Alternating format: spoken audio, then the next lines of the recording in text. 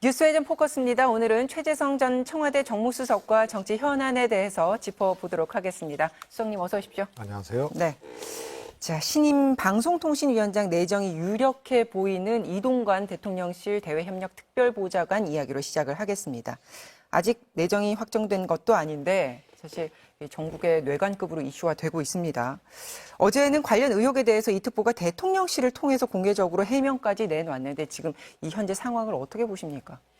우선 내정이 되기도 전에 이렇게 논란이 거세지는 것은 거꾸로 얘기하면은 방송통신위원장의 적절한 인물이 아니다. 여러 가지 결격이 있다. 이런 것으로 거꾸로 해석될 수가 있죠. 우선 이명박 정부 시절에 홍보수석을 했고요. 그때 뭐 종편을 기획하고 추진하고 뭐 이런 거 다 떠나서 전 정권에 홍보수석을 했거든요. 네. 그러니까 이제 중립성이 이 의심이 되는 그런 이제 궤적을 갖고 있단 말이죠. 그리고 또 정치인으로 또 분류가 되죠. 네.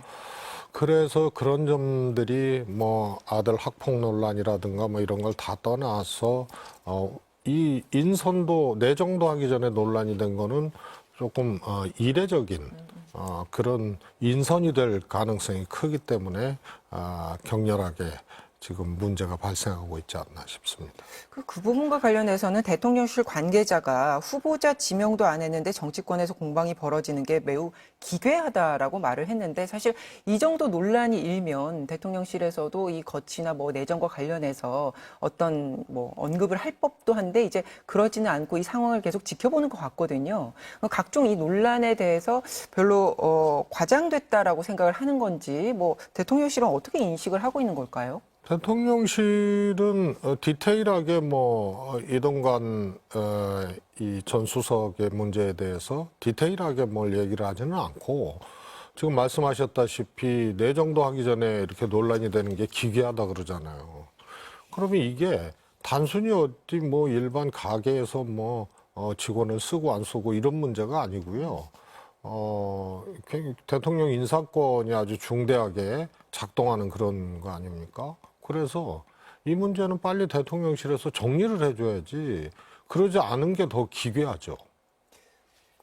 그렇죠. 그냥 이제 상식적으로 생각해 보면 이렇게까지 시끄러운데 왜 아무 언급이 나오지 않지? 그리고 굉장히 지금 시간이 좀 지속이 되고 있지 않습니까? 그거는 어떤 뭐 목적이나 뭐 배경이 있다고 생각하십니까? 이런 거죠. 보통은 소위 말해서 이제 여론을 좀 보기 위해서 이렇게 내정자를 검토 중인 사람을 이렇게 흘리거나 예.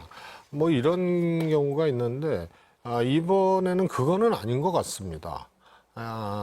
이동관 이 전 수석에 대한 내정이 이 염두에 두고 그렇게 하는 것 같은데 아직 이제 내정을 안 했기 때문에 아주 원론적으로 그렇게 대응하고 있는 거죠. 지금 논란이 일고 있는 그 내용을 좀 들여다보면 아까도 잠깐 언급을 하셨지만 학교 폭력 부분이 좀 큽니다. 학교 폭력이 있었으면 학폭위가 열리고 그리고 그에 맞는 조치가 있어야 하는데 이게 이제 열리질 않았고 전학으로 그냥 마무리가 됐다. 이 문제가 이제 부각이 되고 있는데 또 이동관 특보가 하나고의 이사장과 전화를 한 부분에 있어서는 사실관계를 확인하기 위해서다라고 이제 해명을 했는데 일반적으로 학교에서 무슨 문제가 벌어지면 상식적으로는 담임이나 뭐 크게는 뭐 교장 선생님 이렇게까지 알아보게 마련인데 이사장에게 전화를 한 것 이게 그냥 일반적이진 않은 것 아닌가 뭐 이런 시선들이 있는데 이 모든 것들이 그래서 압력을 행사한 정황으로 봐야 되는 것 아닌가? 뭐 이 부분은 어떻게 보십니까? 뭐 관련된 이제 교사들의 이제 진술도 있고, 뭐 이 증언 제보도 있습니다만, 사실은 그것이 압력 행사 내지는 학폭위에 상정하지 않게 하기 위한 그런 이제 부모로서의 노력의 일환이었다. 이렇게 볼 수밖에 없습니다. 말씀하셨다시피 왜 이사장한테 전화를 했느냐. 이것이 상식적이지가 않죠. 알아보기 위해서 했다면은 이사장은 아니거든요. 그 점이 우선 문제가 되고요. 두 번째로 학폭위에 상정을 안 하는 문제를 놓고 교사들하고 교감하고 고성이 오갈 정도로 이렇게 논쟁이 있었고 항의가 있었고 뭐 이런 것도 있습니다. 그러면 정황으로 볼 때는 이사장에게 전화를 해서 학폭위에 상정 안 하는 이런 것으로 좀 정리해 볼 수 있지 않나 싶고요. 또 아주 이 증언들이 구체적이에요. 교사들 증언들이. 네. 한 학기 동안 좀 조용히 하고 있지. 그러면 잘 처리를 하겠다라든가 이런 것으로 봤을 때 학폭의 내용도 사실은 좀 지나칠 정도로 이렇게 해석할 수 있는 그런 정황들이 없고 또 피해자들의 진술들을 보면은 조금 놀랄 정도의 학폭이 이루어진 거 아닙니까? 이동관 전 수석의 해명도 조금 와닿지가 않는 것이 소위 말해서 일방적인 학폭이 아니고 다투는 과정에서 일어난 것이다 했는데 이 관련 피해자가 3명이거든요. 네. 그래서 그 말도 설득력이 떨어집니다. 그래서 요것은 요체는 아들의 학폭 사실에 대해서 이 인정을 안 하는 또 아들이 학폭을 일으켰다 이런 것은 오히려 두 번째 문제고 네. 이것을 은폐하고 해결하기 위한 일종의 고위직이었던 이동관 전 수석의 작용이 있었다. 그러면 이건 당사자의 직접적인 문제가 될 수밖에 없는 거죠. 이게 학교 폭력이 워낙 문제가 불거져서 그렇지 야당이 처음에 제기한 문제는 이제 방송통신위원회 수장의 이제 정치적 중립성 문제 이 부분을 이제 거론을 했었는데 이명박 정부에서 홍보수석도 하고 대변인도 했던 사람이 적절한가 아까 이제 이 부분을 짚어주시면서 수석님께서는 부적절한 인사다라고 보시는 거죠. 그렇습니다. 예를 들어서 민주당이 집권을 했는데 제가 방송통신위원장 간다 그러면은 가만히 있겠어요? 그렇지 않습니까? 그래서 이거는 중립성이 현저하게 저해될 수밖에 없는 또 그런 충분한 지적을 받을 만한 이력을 가진 분이고 우선은 과거에 뭘 했느냐를 또 중요하지만 일단 정치인이잖아요. 네. 그리고 전 정권의 중요한 직책을 담당했기 때문에 기본적으로 중립성에 심각하게 저해되는 인물이다. 이것은 뭐 피할 수 없는 사실이 될 것 같습니다. 윤석열 정부가 내년 총선을 앞두고 이른바 그 언론 옥죄기 시나리오를 하나씩 완성해 가고 있다. 이런 일부 전망에 대해서는 어떻게 생각하십니까? 우선은 뭐 이 지금 여권 또 대통령실이 윤석열 대통령의 낮은 지지율은 기울어진 언론 지형 탓이다. 이렇게 아주 규정을 해버리잖아요. 근데 역대 정권은 사실 언론에 대해서는 만족도가 현저하게 떨어지죠. 피해의식도 크고. 그리고 뭐 문재인 정부 때도 그랬습니다.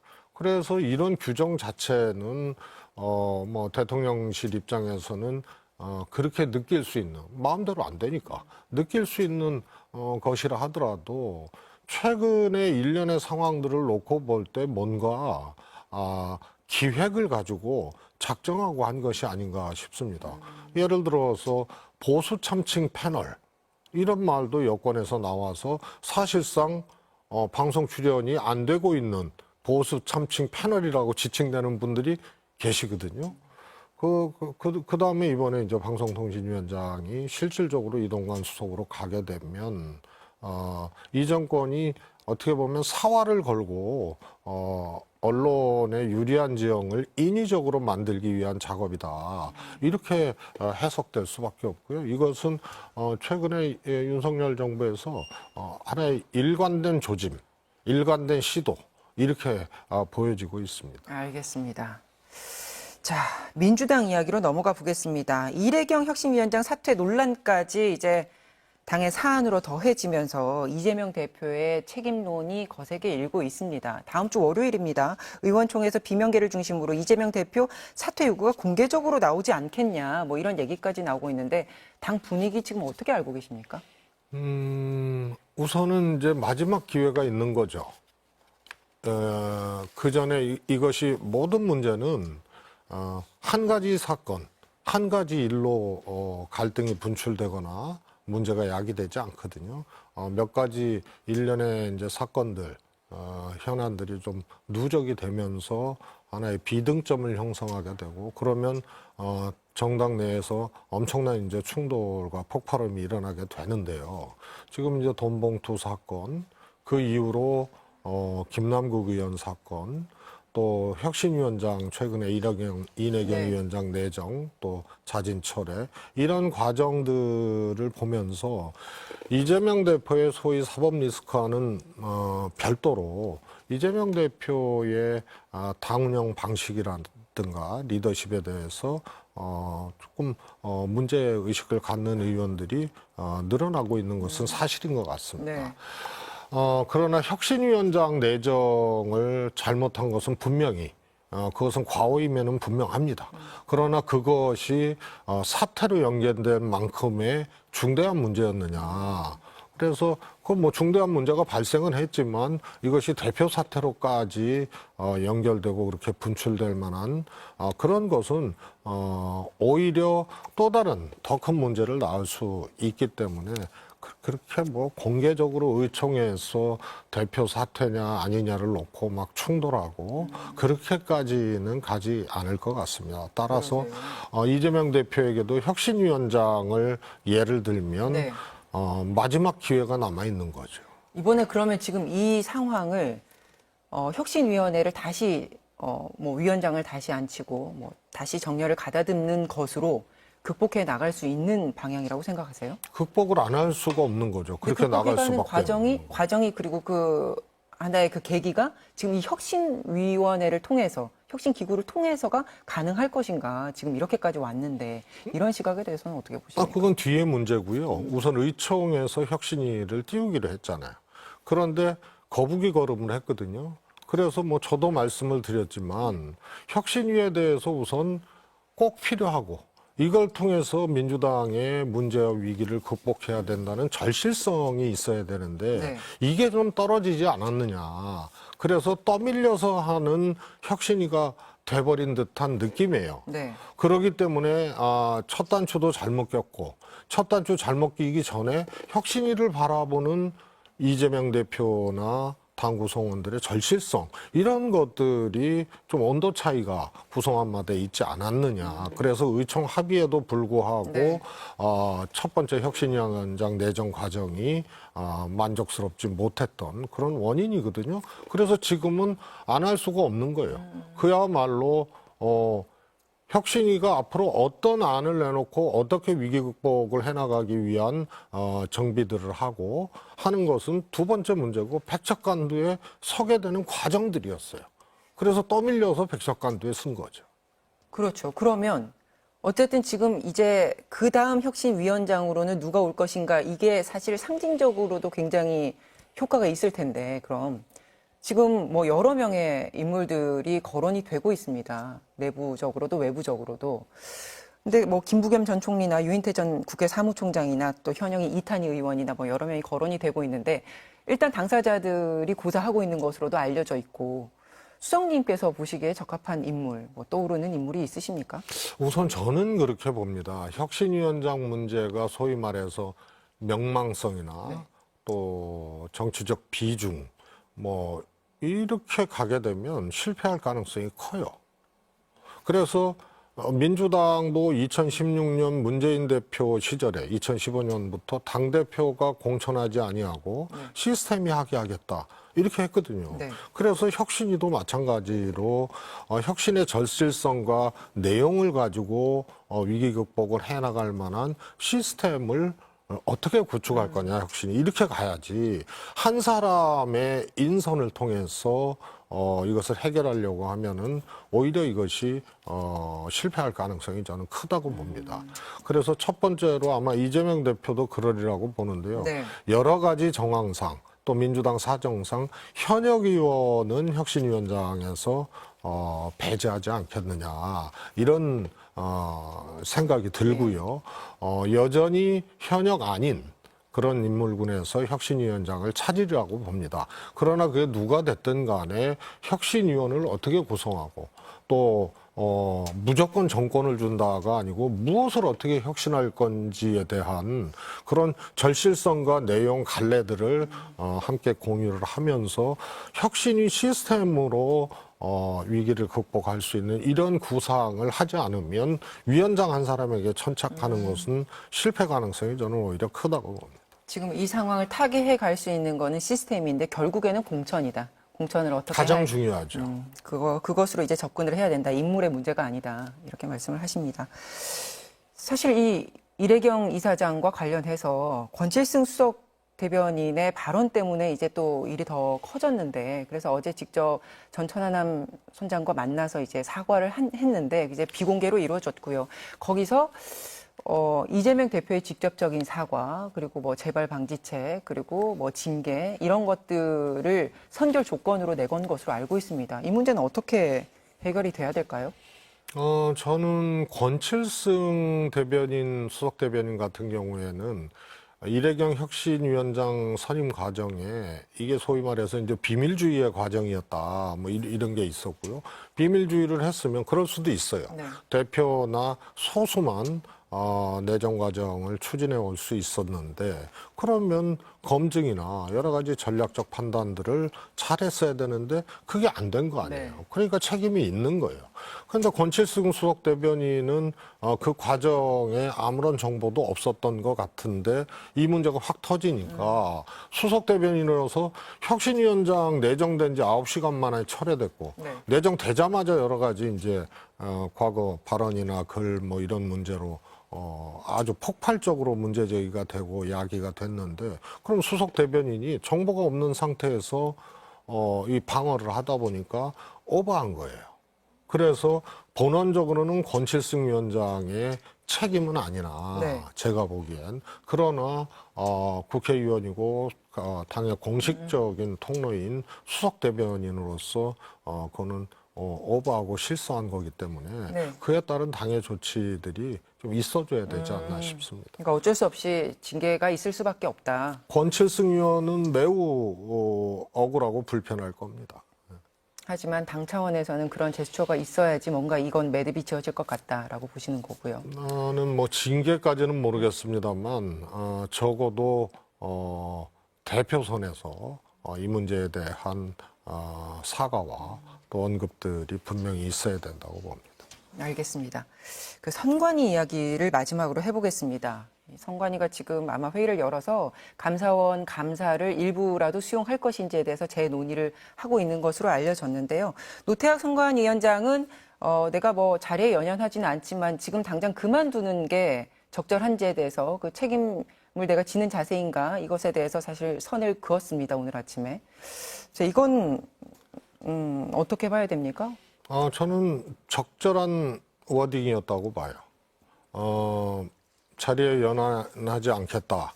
이 얘기는 하시라도 그만둘 수 있다는 얘기거든요. 그러나 이 상황에서 이것을 수습 정리를 하지 아니하고 그만두는 것은 무책임하다. 이거고요. 네. 그 저변에는 그 생각의 이제 근저에는 이 선관위 문제를 정치화시키는 것, 또 감사원 감사를 일방적으로 그렇게 밀어붙이는 것, 이것에 대해서 문제의식이 분명히 있다는 반증이죠. 그런데 이 문제요, 냉정하게 보면요. 네. 사실 아빠 찬스, 부정 채용 이런 것이 원래 선관위에서 오랫동안 봉직했던 선관위 원래 직원들이 일으킨 문제거든요. 네. 선관위원장이나 선관위원들은 원래 선관위 출신들이 아니잖아요.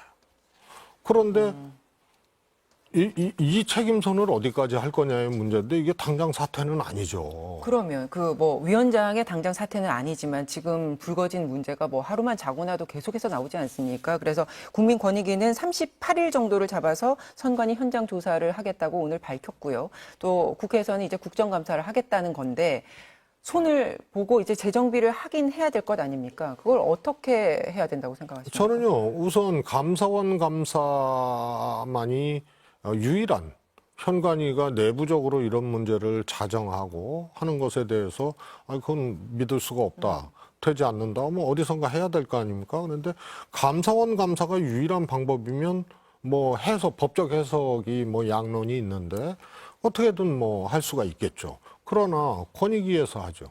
그다음에 이거 검찰 수사 불가피하거든요. 그다음에 국정조사 하지 않습니까? 그리고 이쯤 되면 또 선관위 내부에서도 이것을 방어하기 힘들어요. 방어할 생각도 없을 그렇죠. 거고. 예. 그리고 선관위원들이 저지른 일이 아니거든요. 그거 잘 봐야 됩니다.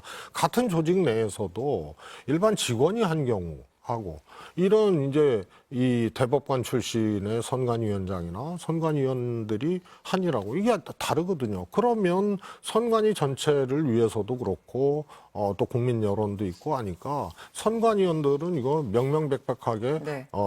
아주 밝혀내고 후속 조치를 할 생각들이 있을 겁니다. 그런데 중요한 거는요. 지금 집권당이나 집권 세력에서 이것을 정치화시키고 있어요. 선관위원들이 저지른 일이 아닌데 선관위원들한테 딱지를 붙였거든요. 주원 글씨를 새겼어요. 그게 뭐냐면 정치적으로 니네 편파적이었다 그러는데 무슨 근거로 그렇게 얘기를 하는지 모르겠어요. 물론 이제 소크리 투표함이라든가 네. 이런 실수는 있었습니다만 정치적으로 편향됐다. 민주당하고 짬짬이 했다.